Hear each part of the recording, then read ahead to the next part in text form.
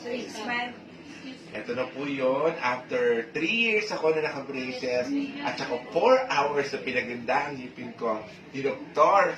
Annalisa Boras of Swiss Dental Clinic. Ito na po yung teeth reveal. Tingnan natin kung ano na tinalampasan ng aking pagpapaveneers sa Swiss Dental Clinic. Ito na, kinakabahan ako. Kinakabahan ako. Ganda ba? Teka. Yes. Ganda po!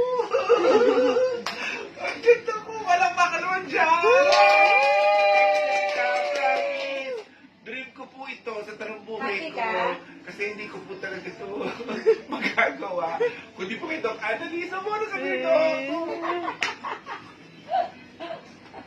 Happy ka? Totoo. Yung totoo. Hindi eksena. Thank you! Sobrang thank you. Ito po yung aking tooth fairy. Siya lang yung naniwala sa lahat. Kasi una yung braces lang niya. Tapos sabi niya, ilan taon ka na ba? May edad ka na. Sabi niya, pero tatry ko lang ha. Yun muna sabi niya, itatry ko lang.